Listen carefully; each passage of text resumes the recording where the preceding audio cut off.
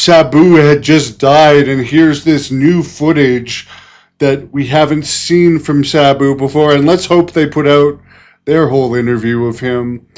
But here he is talking about his uncle who had passed as he had passed. What were your thoughts on the coincidence of him passing, and have you heard anything more about his passing that maybe the rest of us that aren't close with the Detroit wrestling scene might not know? Well, I thought his appearance on the show was, stellar. How else, who else can, talk about, his uncle, and, the times that they spent together, the training, their time in Japan, him, driving the limo and the Sheik telling him how to drive. And, they're just, whole life entangled in, the weird world of professional wrestling. It was great. As far as, his passing, so sorry to hear, he didn't even get to see the episode. But, from what I heard, it was a heart attack. He died in his sleep. But he wasn't in great health to start with. They had that, his final match. I don't know. I forgot where it was at and who he went against.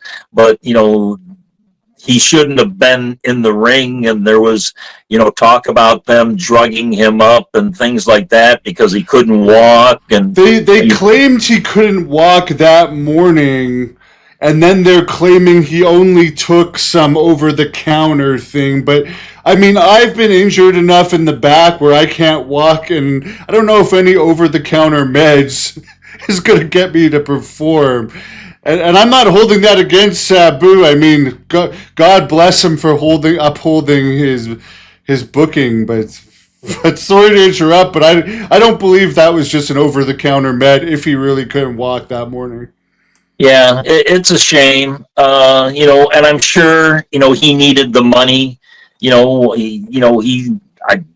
wasn't old enough to collect Social Security, and, he doesn't have any wrestling pension coming in. About the only other, income he might have had is if he did, autograph signings or something like that, at FanFest. And I don't know how many of those that he did either.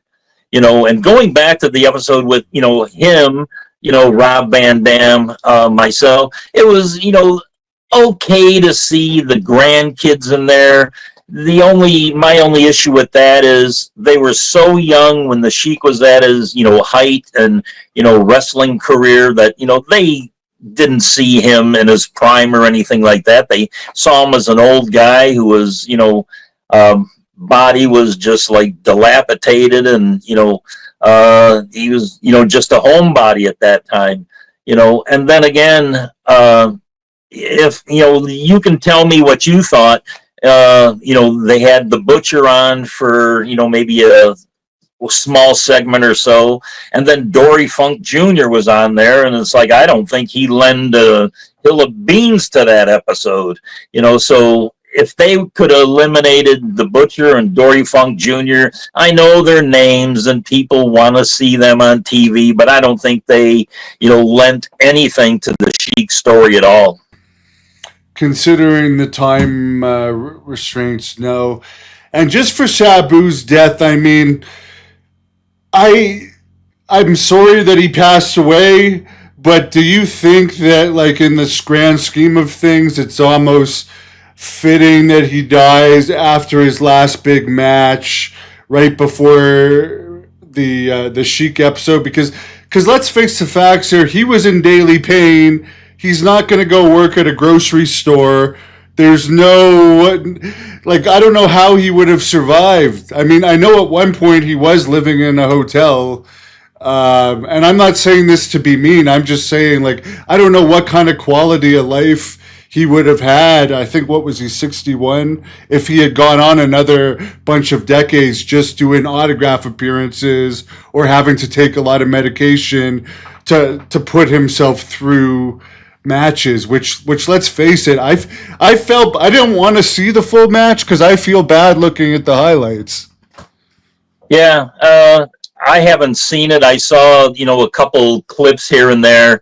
he didn't look good, and from all indication, when, he wasn't in good health for years. And then when his, other half, Melissa Coates, passed away, he was pretty devastated about that. You know, hard to say what was going on in his mind. I'm sure, being in daily pain, I mean, I still, at my age, 70, I still have some of those wrestling pains every day. And, you work your way through it. And I take a couple of leave, that's, my only drug of choice. I've never done any coke or, any hard drugs to deal with the pain. I just am pain tolerant, I guess. But but I didn't, even though I took, my share of bumps and, bruises and aches and pains over the years just in my managing career. Hey, I wasn't one of these guys like Sabu who, every day that he wrestled, he, sacrificed his body in ways that, his uncle never would have. Yeah, and his last match with me, I think I had his third last match, would have been about 2 or 3 years ago. And I remember him telling me before the match, I wouldn't have even come to this if I didn't need the money. And I paid him extra to get juice in the match too. He's like, I really needed the money. Then he showed me, and I don't know if he got this from the Sheik, he had this knife in his boot. And he's like, take care of me out there because I'm in a lot of pain. I'm like, don't worry about it, man.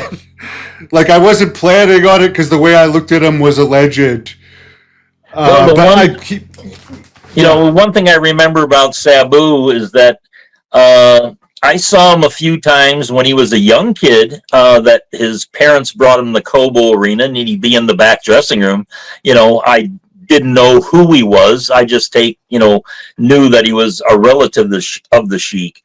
And then when, he was first breaking in, when I was managing the Sheik at that time, he was wrestling as Terry SR, and he was quiet, just, sat in the dressing room, near his uncle and, was quiet, didn't say much at all, wasn't interactive with any of the other boys. And that's basically how I knew him. I saw him one time at a local show here that I was on, that he was wrestling on. And I'll just say the interaction between me and him wasn't pleasant. I think it was more the drugs that he was on or something, or an ego trip, or both. But it wasn't pleasant, and I don't hold it against him. It's no big deal. It's, no sweat off my back. You don't want to talk to me, no big deal. I can tell you flat out, and I've told the fans this. In my experience with him, he was not nice either. Is he a wrestling legend? Yes. Did I find him to be a good person? No. But he was a heel. But we're not here to bury him. I think he was still good for the wrestling business overall.